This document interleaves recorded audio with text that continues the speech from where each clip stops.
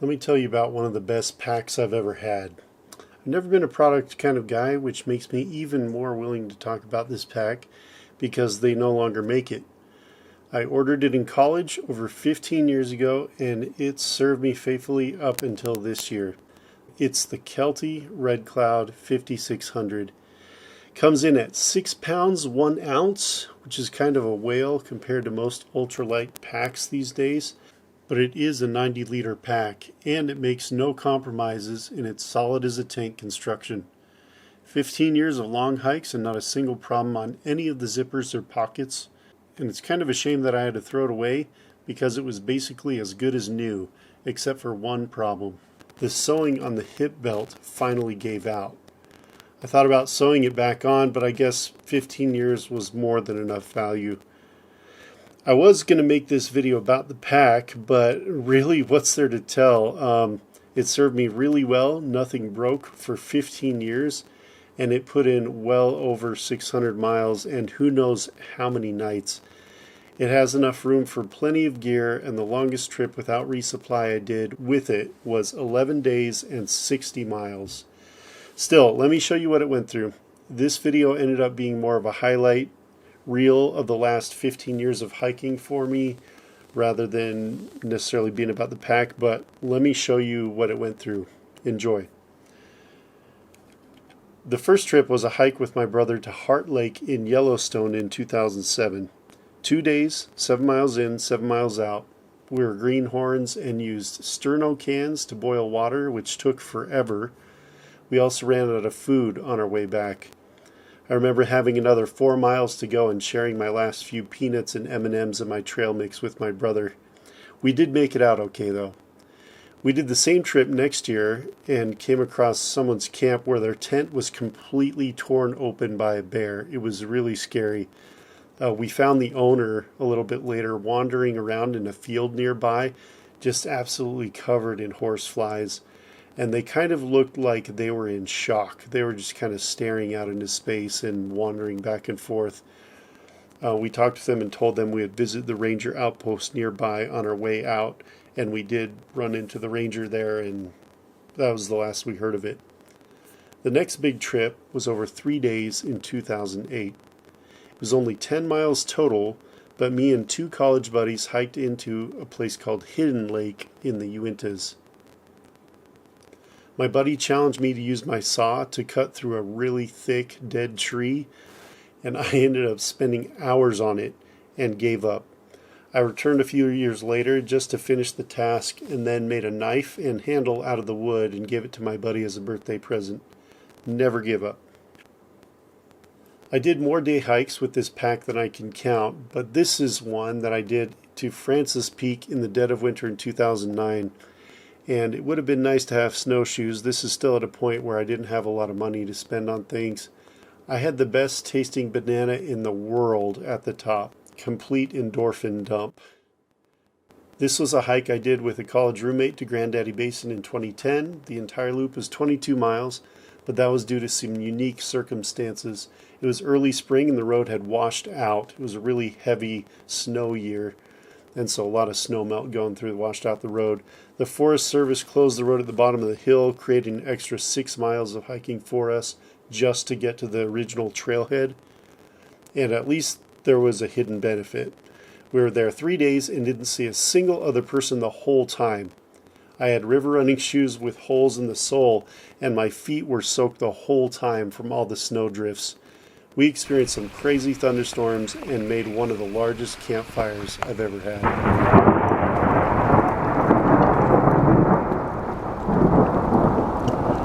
How you doing over there, Jason? What's that? How you doing over there? You know I love lifing.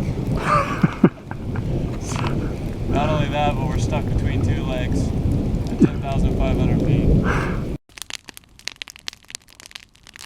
This is the mother of all campfires.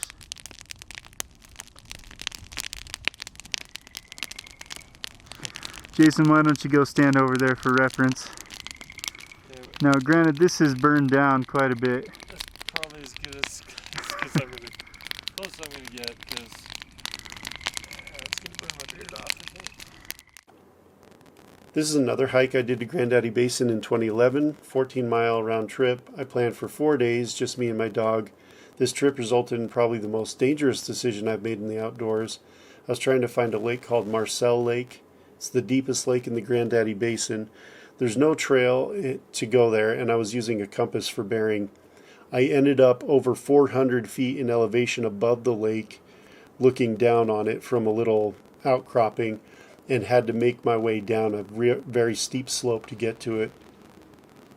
I reached a 15-foot cliff about halfway down this little rock and had to carry here. my dog over my shoulder kind of while climbing down.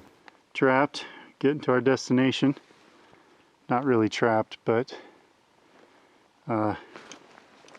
yeah. Marcel Lake is where we're trying to go. We just had to get down that little bit. And it was interesting, but Ragnar did a good job, didn't you? Yep. I was off trail and in the middle of nowhere, and I could have easily been hurt and stranded. And that was before I had a satellite beacon too. This was also the trip I heard a large tree fall near my camp in the middle of the night. My brother did end up joining me for the last 2 days, and we were killing it fishing with elk hair caddis and renegade flies. They usually do really well in the Uintas. This was a trip I did in 2012. I did with my brother and 2 college buddies. It was 4 days and 56 miles through Zion National Park. The trip was very poorly planned, so the second day was the furthest hiking I've ever done in a day, 25 miles. First day was only 9. So it was taxing on my body. When me and my brother arrived at camp, I didn't even want to eat that night. Felt like I had the flu. I got in my sleeping bag and just shivered and propped myself against the trunk of a tree. Before I knew it, I fell asleep without any dinner and woke up in the morning. The second day was unforgiving as well. 16 miles, but it was all the way down into the main canyon and back out again. My brother had major knee problems after the hike, and that hike may have led to an autoimmune disease I got. Maybe. Jolly Goldfish. Well, that goes off rather abruptly. Yeah, and actually, if you look,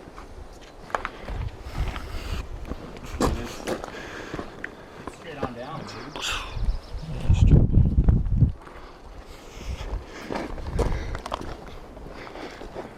This is me and my brother going back to Granddaddy Basin in 2013. I remember running into a major hailstorm while we were drifting on a raft in the middle of Betsy Lake. We scrambled to the shore, and I was smiling ear to ear. I love big weather events, but I think my brother didn't like all the lightning. We tried without success to light a fire on shore, and I just remember being super cold. My $30 budget tent that night did not do well, and I remember sleeping in a puddle either that night or one of the last nights when there was a big storm. This is a failed attempt at the Brown Duck Basin Loop. It's supposed to be 27 miles, but I only did a 14-mile round trip. I got a bad cough camping in my car the first night and got super sketched out while camping by Brown Duck Lake the first night in the woods. I stayed curled by my fire until probably about 2:30 a.m. I even fell asleep several times, and I remember getting up and collecting even more firewood just to stay by the fire, and I'm kind of lucky I didn't burn myself sleeping there. I shouldn't have been scared, but I was unsettled that time for some reason, so I abandoned my plans after one night. This was my roughly 60-mile trek through the Highline Trail in the Uintas in 2015. It doesn't cover the entire Highline Trail. I started at Henry's Fork and ended by Mirror Lake. There's just too many experiences I had on that hike to document here, but you can check out my video on it titled Footslog Part 4, High Uintas Trail. This was a 6-mile trip to Whiskey Island Lake in 2016 with my nephew. We began at the wrong spot and hacked our way through the forest and up steep hills to get there. But we got there and spent 2 nights fishing and rafting. My nephew didn't secure the raft one time, and the wind blew it to the other side of the lake, and I made him walk all the way around to get it. In hindsight, it was a bad decision since my nephew didn't have a life jacket while paddling back to camp. I only noticed it when he was coming back. On one of the other nights, we heard a very large rock slide in the middle of the night and could see sparks on the mountain from it.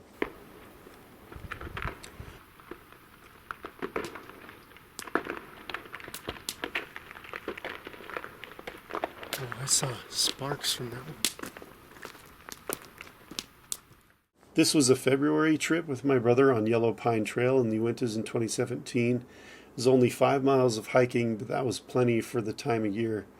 We mistakenly made what I call coffin-style shelters in the snow, 3-foot deep pits with no covering, and it got down to -3 when I checked the temperature in the morning, and I think the pits kept the cold air pooled around us. It was quite cold. My lungs kind of got burned out from that trip as well, just sucking in all the cold air. This was more progress on my Foot Slog Through Utah project in 2018. At this point, I was about a fourth of the way through Utah.